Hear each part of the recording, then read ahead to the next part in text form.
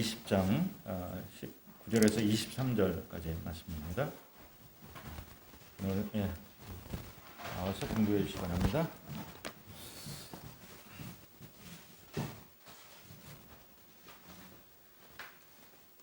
이날 곧 안식 후 첫날 저녁 때에 제자들이 유대인들을 두려워하여 모인 곳에 문들을 닫았더니 예수께서 오사 가운데 서서 이르시되 너에게 평강이 있을지어다. 이 말씀을 하시고 손과 옆구리를 보이시니 제자들이 주를 보고 기뻐하더라. 예수께서 또 이르시되 너에게 평강이 있을지어다. 아버지께서 나를 보내신 것 같이 나도 너희를 보내노라.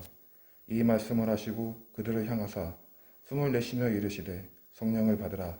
너희가 누구의 죄든지 사하면 사하여질 것이고 누구의 죄든지 그대로 두면 그대로 있으리라 하시니라. 아멘. 감사합니다. 우리 같이 이제 가슴에 한번 손을 얹고 나 자신을 예수 이름으로 축복합니다. 나는 하나님의 두고 보시기에도 아까운 존재다. 다시 한번 확신 가지고 시작. 나는 하나님이 두고 보시기에도 아까운 존재다. 여러분 그렇게 믿으십니까? 우리 앞뒤 옆 사람 보시면 감사합니다. 사랑합니다. 축복합니다. 기도하겠습니다. 오늘도 말씀에 은혜 받으시기를 주의 이름으로 축원합니다. 축원합니다. 예수님이 무덤에서 다시 살아나신 그날 밤, 부활의 첫날 밤입니다. 제자들이 한 사람 한 사람씩 어디로 모이기 시작합니다.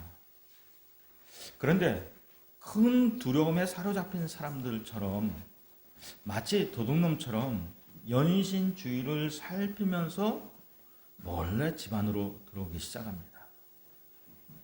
이들의 눈은 두려움에 사로잡혀 있고 지쳐 있는 모습이 아주 역력합니다. 올 사람이 다 온 것을 확인한 후 문을 걸어 잠갔어요. 모두가 모였지만 아무도 웃는 사람이 없습니다. 무거운 침묵만 흐르고 있습니다. 그때 한 사람이 조용히 묻습니다. 예수님의 무덤이 비어있다고요? 이것이 사실입니까? 베들레헴님? 예, 저와 요한 형제가 갔을 때 무덤은 비어 있었고 예수님의 수위와 두건은 잘 개져 놓여져 있었습니다. 그런데 막달라 마리아는 부활하신 예수님을 봤다고 하지 않았습니까? 예, 저는 빈 무덤을 바라보며 울고 있었는데 처음에는 두 명의 천사가 나타나 왜 울고 있느냐고 물었고 나중에는 부활하신 예수님이 나타나서 또 왜 우냐고 물으셨습니다. 그럼 주님이 부활하신 것이 맞다는 말입니까? 예, 주님이 제자들에게 가서 예수님이 부활하셨다고 전하라고 하셨습니다. 이것이 예수님이 부활하신 그날 저녁 제자들이 모인 모임의 분위기였습니다. 우리 분위기가 조금 비슷한 것 같아요. 그때 그들 가운데 주님이 찾아오셨습니다. 문이 잠겨 있는 가운데 그들 앞에 예수님이 나타나신 것입니다. 그리고 두려움에 쌓여 있는 그들에게 주님이 너에게 평강이 있을지어다 라고 말씀하셨어요. 뭐가 있기를 원한다고요? 평강이 있을지어다.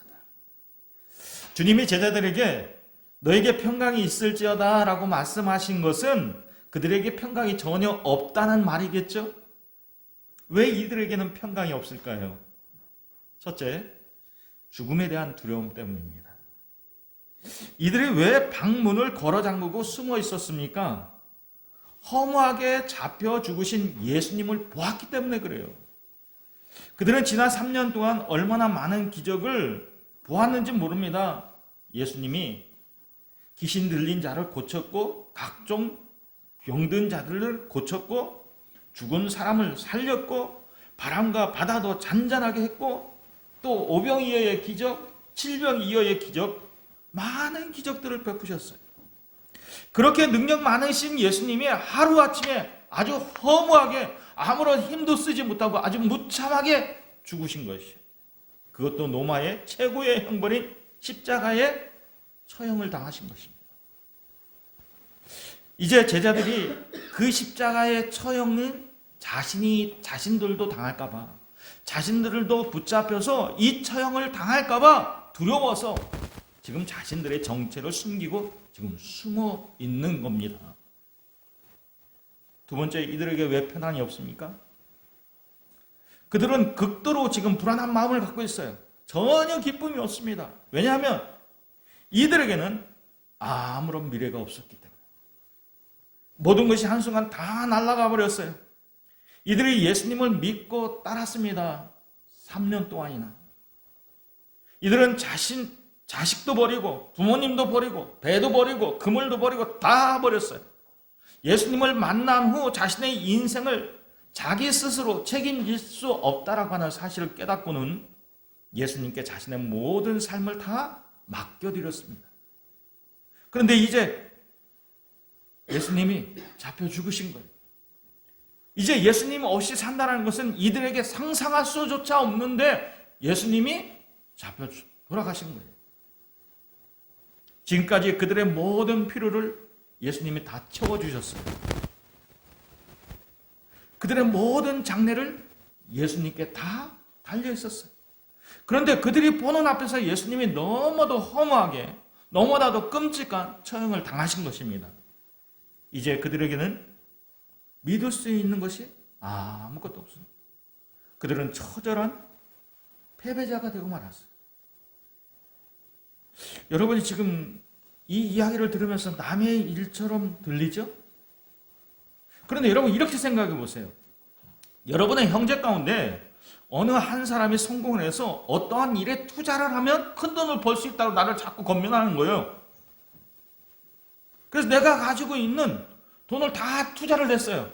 그 형만 믿고 또 내가 살고 있는 집도 담보 잡혀서 그 돈까지 다 투자를 했어요.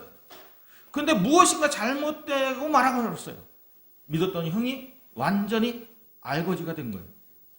내가 투자한 돈까지도 다 날아가 버렸어요. 내가 지금 그러한 상황이라면 나는 어떤 상태일까요? 엄청난 충격일 겁니다. 절망입니다. 정신 차릴 수가 없어요. 지금 제자들은 그 이상의 충격이라는 거예요. 정신 차릴 수가 없어요. 뭘 어떻게 해야 될지 모르는 가운데 있다는 것입니다. 그런데 그러한 상황 가운데서 부활하신 예수님이 그들 가운데서 나타나셨고 그들에게 너에게 평강이 있을지어다 라고 말씀하시는 거예요. 분명히 주님이셨습니다. 상처난 손, 목과 그리고 옆구리를 보이시는데 분명히 십자가에 죽으신 예수님이 맞습니다. 이들이 얼마나 반가운지요. 지금 예수님을 만난 것 한상도 아니고 꿈을 꾸고 있는 것도 아니에요. 주님이 맞습니다. 제자들은 너무 기뻤어요. 여러분이 그런 상황이면 여러분도 당연히 기뻤겠죠? 좀 마음을 좀 바꾸세요. 두려운 마음을 좀 편안한 마음을 바꾸세요. 자, 제자들이 너무 기뻤어요. 손과 옆구리를 보이시는데 제자들이 주님을 보고 너무 기뻤습니다. 제자들에게 예수님의 십자가의 죽음은 너무나도 큰 충격이었어요. 그들은 정말로 예수님을 믿었습니다. 예수님에게 자신의 모든 미래와 생명까지도 다 걸었어요. 그런데 예수님이 너무 허무하게 또 무참하게 죽음을 당하신 것, 이제는 어떻게 해야 될지 그 충격에서 헤어나올 수 없었어요. 반대로 여러분, 반대로 생각해 봅시다. 반대로 내가 예수님에게 모든 것을 맡기지 않고 내 마음대로 산 사람이라면 이러한 두려움과 불안은 있을 수 없어요. 그렇죠? 주님 앞에 맡겼기 때문에 이러한 두려움과 불안이 있는 거지, 내 마음대로 산 사람이라면, 주님과 상관없이 산 사람이라면 이런 두려움, 불안 없어요. 그래서 여러분 중요한 건 뭔지 아세요? 팬과 제자는 다르다는 거예요. 팬들은 어떠한 연예인을 좋아합니다. 아주 열정적으로 좋아합니다. 그런데 자기가 좋아하는 연예인이 어느 순간에 마음에 안 들면 다른 연예인으로 바꿔 타버려요. 그러나 제자는 모든 것을 믿고 모든 것을 다 맡기고 따르는 것, 이게 제자예요. 이게. 여러분은 어느 편이에요? 예수님의 팬이에요? 아니면 예수님의 제자입니까? 예수님의 제자라면 예수님의 죽으심을 충격적으로 받아들일 수밖에 없어요. 그래야 우리가 그 다음 단계, 부활의 단계로 넘어갈 수 있어요. 지금 제자들에게 가장 필요한 것은 뭐냐면 마음의 편안입니다. 지금 그들의 마음속에 가득 채우고 있는 두려움, 공포, 불안은 이것을 이길 수 있는 것은 마음의 편안이에요. 그래서 예수님께서 또 이르시되 너에게 편안이 있을지어다 라고 말씀하셨어요. 자, 제자들이 아직 부활의 주님을 보지 못해서 두려워하고 있었던 것처럼 아직 아직 부활의 주님을 만나지 못한 사람은 여전히 죽음을 두려워할 수밖에 없어요. 교회 나온 사람도 마찬가지입니다. 우리가 교회 나온 사람도 부활의 주님을 아직 못 만난 사람은, 경험하지 못한 사람은 죽음이 두려울 수밖에 없어요. 미래가 불안할 수밖에 없어요. 믿음으로 내 인생 모두를 맡길 수 있을까? 의심이 생길 수밖에 없어요. 아무리 주님의 말씀을 생각하고 두려움을 떨쳐버리려고 해도 내 힘으로는 되지 않아요. 그때 우리 주님이 우리를 찾아오신 거예요. 문이 닫혀 있습니다. 그러나 주님을 막을 수 있는 것은 아무것도 없어요. 그리고 손에 난 상처와 옆구리를 주님께서 우리에게 보여주십니다. 뭐라고 말씀하시면서요? 내가 너의 죄를 대신해서 죽었단다. 내가 받아야 될 형벌, 내가 받아야 될 저주를 내가 대신 다 받았단다 라고 말씀하시면서 손에 옆구리에 창자국과 손에 찔린 못자국을 우리에게 보이십니다. 자, 부활하신 주님이 제자에게 나타나셨습니다.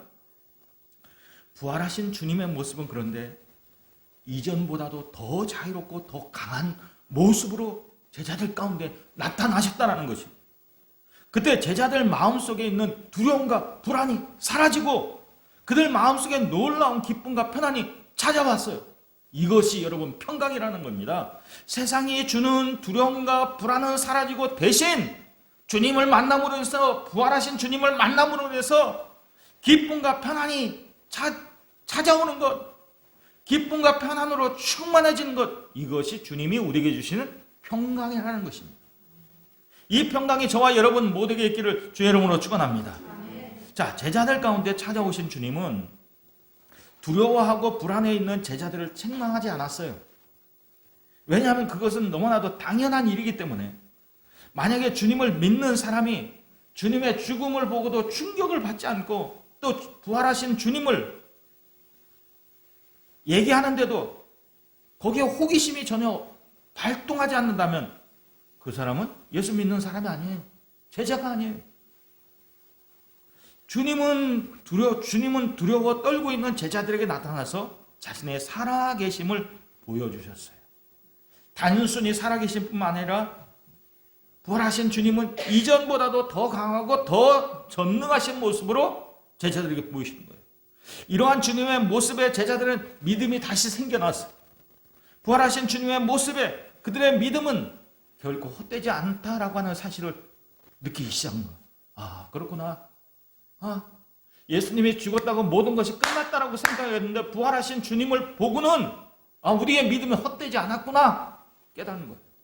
그때 제자들은 기뻐했고 모든 두려움을 떨쳐버리고 편안할 수 있었다는 거예요.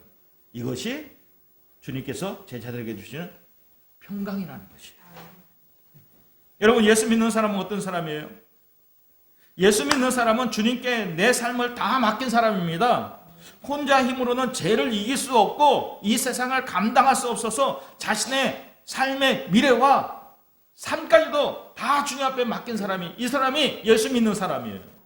그런데 주님께 맡긴 삶이 잘 흘러가고 풀리면 괜찮은데 때로 잘 풀리지 않고 계속 어려움이 계속되면 우리가 어떤 마음이 드냐면 오히려 안 믿는 사람이 잘 되는 것을 보면 우리에게 어떤 마음이 들어요?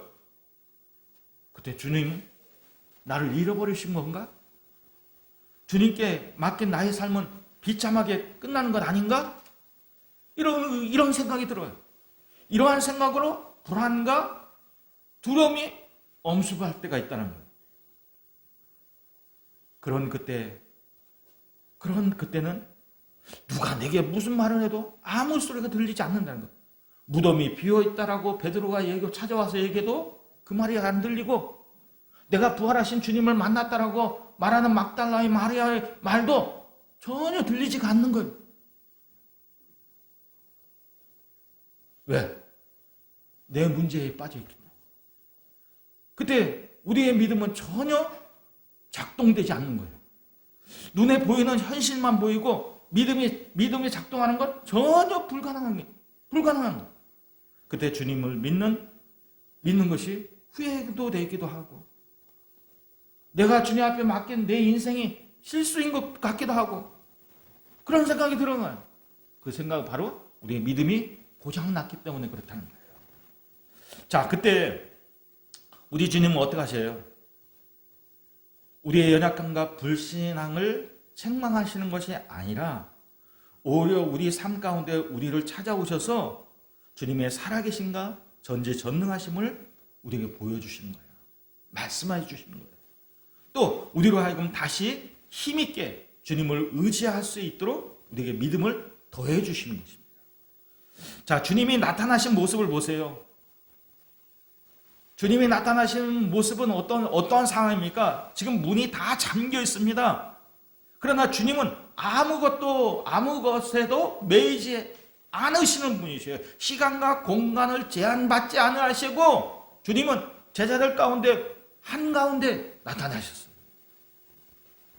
그러나 그의 주님의 몸은 분명히 못에 찔렸고 창에 옆구리가 상처가 난 그 모습입니다.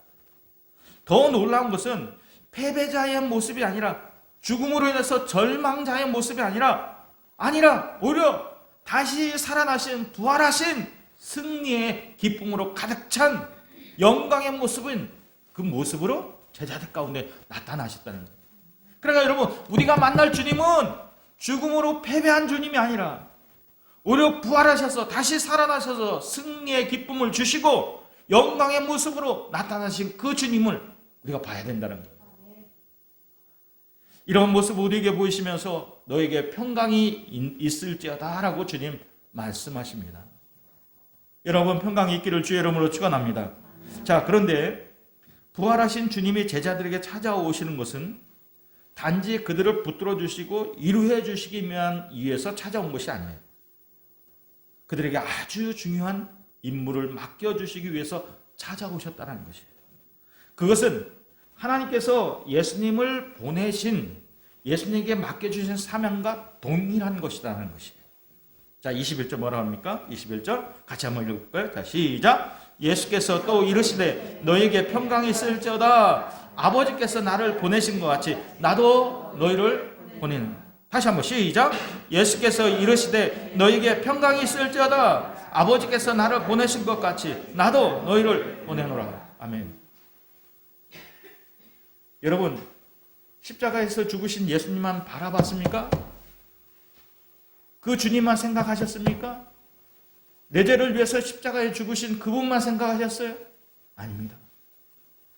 이제는 부활하신 주님을 바라봐야 돼요.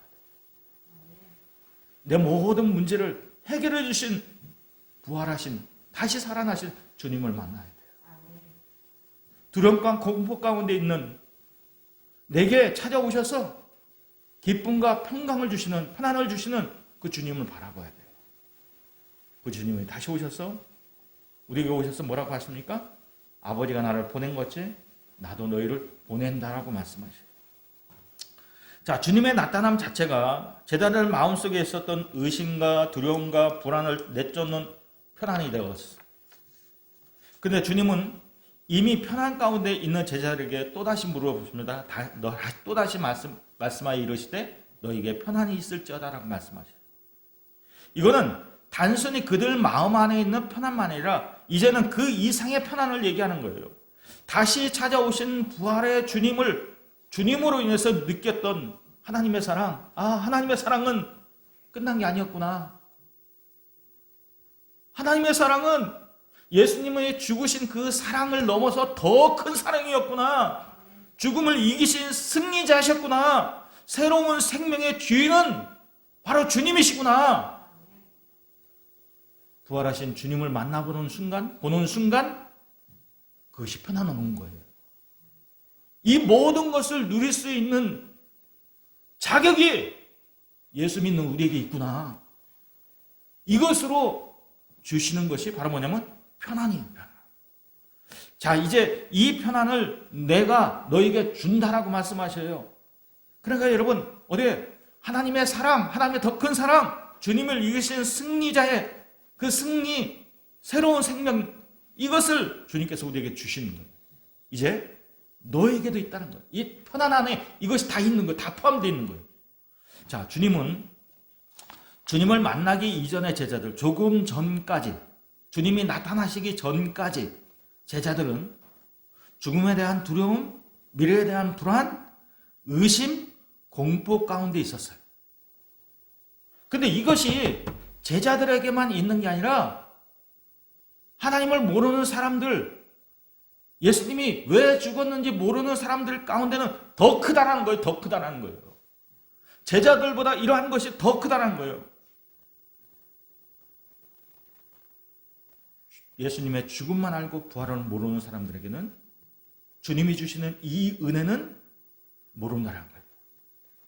그런데 이제 주님께서 제자들에게 평안을 주시면서 내가 너희를 보낸다라고 말할 때 바로 주님께서 주신 이것, 하나님의 큰 사랑, 죽음을 이기신 이 승리, 새로운 생명, 영생에 대한 것, 이것을 은혜로 주신다는 거예요.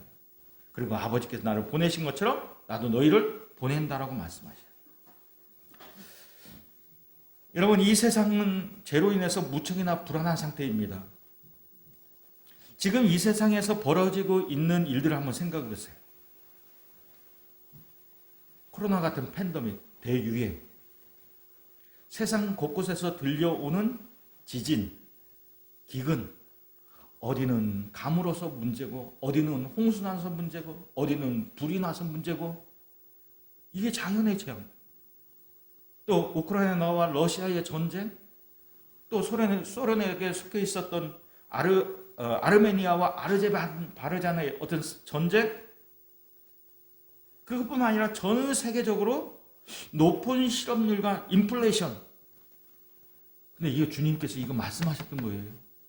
마지막 때 이러한 일이 있겠다고 주님께서 말씀하셨던 거예요, 제자들에게. 또 요한계시록에 보면 7인댐이 있는데 이 인을 뗄 때마다 이러한 일이 일어날 것이다라고 성경은 말씀하고 있어요. 근데 이 세상은 이것을 깨닫지 못해요. 그런 자연적인 현상으로만 인식하고 있는 거예요. 왜 그럴까요? 죄와는 연결시키지 않기 때문에 그래요. 죄에 대해서 무감각하기 때문에 그래요. 그러니까 여러분, 세상은 어떻게 해요? 하나님의 말씀대로 되어지는데 하나님을 도외시하고 세상의 모든 일들이 일어나는 일들을 그냥 자연재해로만 이해하기 때문에 그렇다.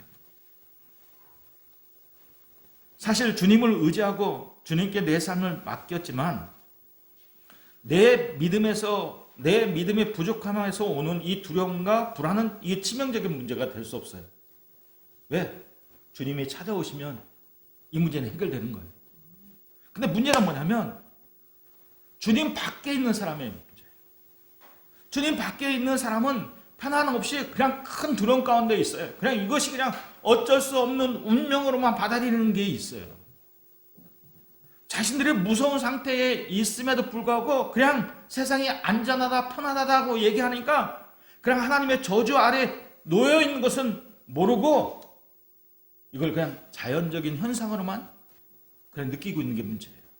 지금도 그냥 잘 살고 있는데 앞으로 과학이 발전하면 더 나아질 거야. 이러한 생각으로만 인식하고 있는 게 문제예요. 세상은 이처럼 하나님을 도외시하고 외면하고 있습니다. 우리가 주님이 주시는 평강이 있다면, 부활하신 주님을 만나서 우리의 모든 문제가 해결받았다면 그 평강을 이제 전하라는 것이에요.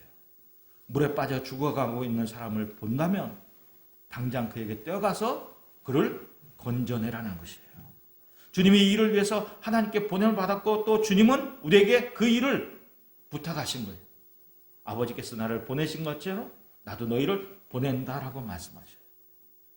자, 하나님 아버지께서 예수님을 이 세상에 보내신 이유는 이 세상을 구원하시기 위해서입니다. 단순히 우리로 하여금 잘 먹고 잘 살게 하기 위해서 오신 것이 아니에요. 이 세상에 평강이 없는 자에게 주님이 주시는 평강을 우리를 통해서 주시기 위해서 이 세상에 오셨고, 그리고 우리를 위해서 십자가에 못 박혀 죽으셨고, 죽은 지 사흘 만에 부활하셨어요. 그리고 주님에게 제자들에게 오셔서 평강을 주시고 이것을 또 전하라고 말씀하신 거예요. 여러분, 이 세상의 재앙의 시작은 죄 때문이에요. 아담의 죄뿐만 아니라 모든 인간의 죄 때문에. 하나님 없이 인간의 능력만으로도 무엇인가를 해낼 수 있고 잘 살 수 있다라고 하는 그 교만, 이 죄 때문에 그래요. 이 교만이 하나님과 우리를 원수로 만들었고, 이 교만이 다른 사람과 나와도 적을 두게 하고 불평과 시비거리로 만들게 됐다. 세상 지금 세계 곳곳에서 일어나는 전쟁의 원인이 다 이 교만 때문이라는 것이에요. 우리 민족이 너희보다 더 우월하다. 그래서 패권주의나 제국주의에서 일어나는 이 원인도 다 이런 우월감 때문에, 우리는 너희보다 더 뛰어난 민족이다. 너희는 미개한 종족이다. 그래서 여러분, 이런 교만 때문에, 이러한 제약 때문에 1차, 2차 세계대전이 일어나는 거예요. 지금도 끝나지 않는, 끊임없이 일어나는 전쟁의 원인이 뭐냐? 그거 보면 교만 때문에 그렇다는 거예요. 교만 때문에. 그러니까 여러분, 인간에게 가장 치명적인 병은 암이 아니라, 우리를 죽이는 암이 아니라 교만이라는 거예요. 교만.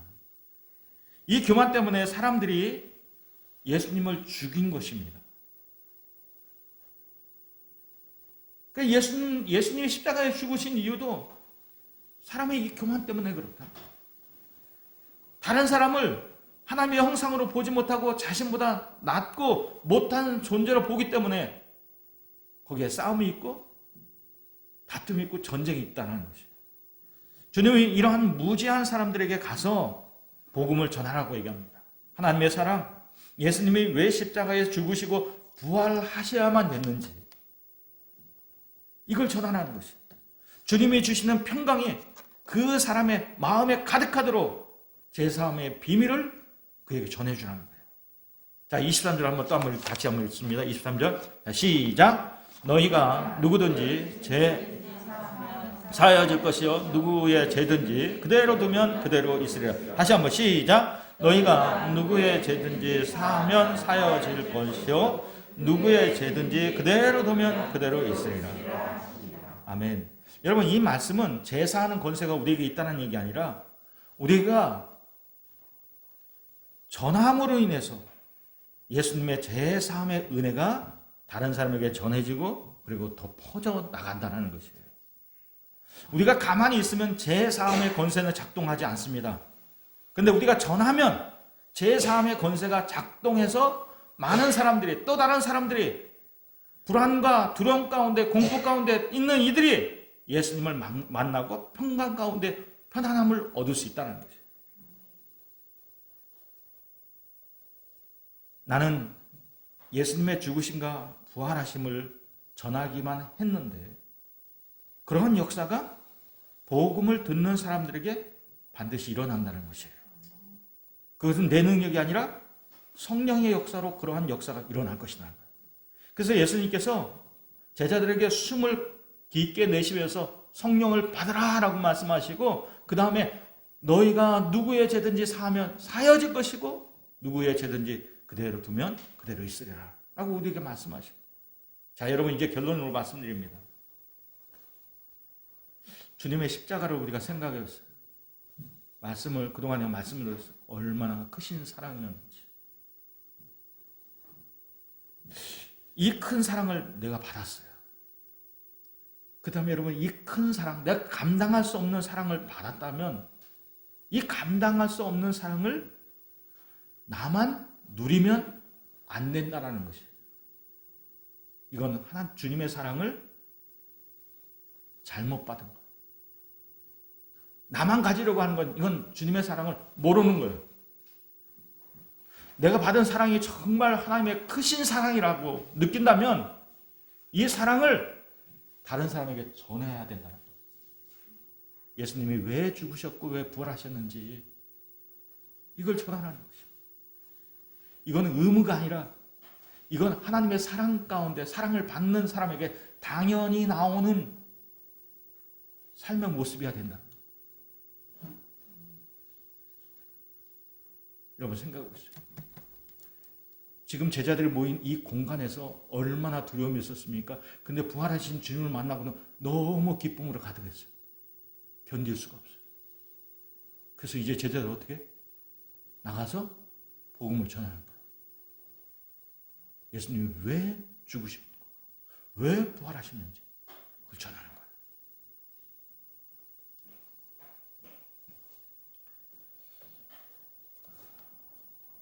이것이 주님의 사랑을 받은 사람의 당연한 모습이라고 주님 말씀하시면서 제자들에게 부탁하신 겁니다. 너희가 누구의 죄든지 사하면 사여질 것이요 누구의 죄든지 그대로 두면 그대로 있으리라.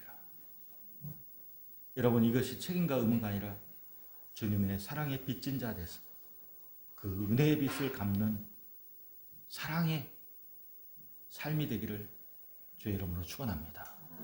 기도하겠습니다. 오늘 주신 말씀 생각하면서 정말 내가 제자들 같은 그런 모습이었는데 그런 모습에 부활하신 주님이 내게 오셔서 내게 당부하시는 겁니다. 내가 너희를 사랑한 것처럼 너희도 서로 사랑하라고 말씀하시고 내가 너희를 보낸다라고 말씀하시는 겁니다. 주님, 내가 이 주님의 사랑을 받은 사람으로서 이 사랑을 전할 수 있는 사람이 되게 해달라고 우리 그렇게 같이 기도하겠습니다. 기도합니다. 아버지 하나님 감사합니다.